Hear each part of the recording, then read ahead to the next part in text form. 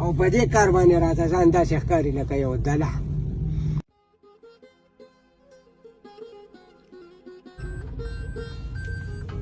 السلام علیکم. څنګه یې دی کاکا خی دا ولې ټوله لار دې بنده کړې لار د پاسه دې سامانې کړې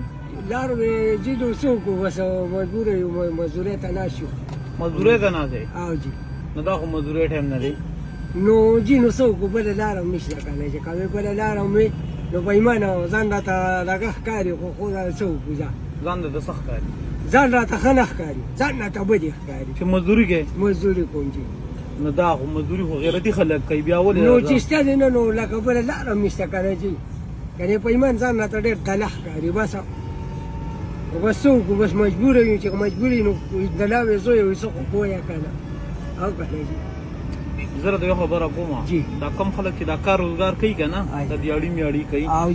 دا غیرتي خلک کوي بغیرت د سړی دا نشي کولی دا خو منې که نه نو دا خو د غیرت کار دی بیا ولې ورته ځان بدې ښکاري؟ یاره جی خبره ده پرون ته نیمه قبر له 1500 روپۍ راکېنه یو منټ لا راکېنه دروازه کوله کړه.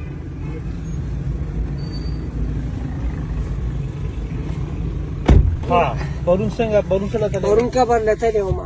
او قبر هم که نشتی دی او 1500 روپۍ راکړي دي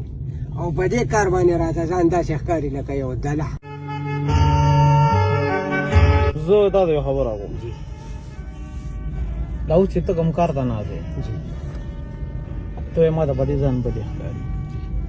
بلکل چې زه یو کار وکړم چې زه د دې کار چې زه تا ته ووایم چې ته کوم کار ته ناست دا ډېر ښه کار دی او د دې په انعام کې تا له 15,000 روپۍ درکړم نو بیا به څنګه وي؟ چې زه سم نشم ویلی خو بس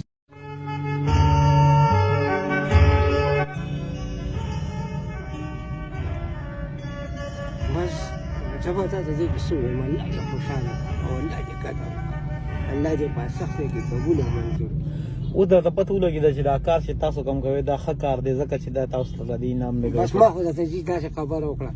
چې نه بې ایمانه یم نه طالع یم نه بې غیرت یم خو بس مجبوره یو راغلي یو ناست یو الله دې ستا قدر وکړي او ته چې کوم دغه کوې که نه نو الله دې تعالی د دې اجر سخت ځای کې درکړي. ولې چې پرون موږ په خپل لاس باندې قبرونه کتلي یو قسم دی چې هډوکي هم ترې ایستي دي هډوکي هم ترې ایستي دي دک کالي نو که دا 15,000 زما په خپل بچو له پوډري نیم نشه یي نیم بدعمله نیم زه به خپل بچو له رزق یوسم خود ښځه مې خدای شته چې دینداره ده خود هر سال چې کوم دی خپل لمونځ او تس او ښه طریقه کوي دا راته زه کلمه تېروم لا اله الا الله محمد رسول الله چې ښځه مې دینداره ما دې چې خدای راکوي نو دا ښځه به مخې راکوي. ها نو بیا به یو کار کوې بیا چې کله ته اوس کور ته لاړ شې ته به ته وایې چې ما مزدوري کړې ده 15,000 روپۍ مزدوري مې وکړه رالم نو هغه به بیا تا ته ووایه چې ماله دې پکې سر وړي دي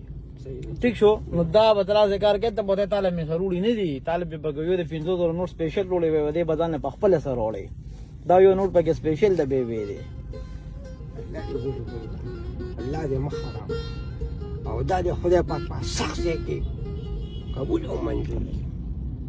اوس به داسې کار وکړې چې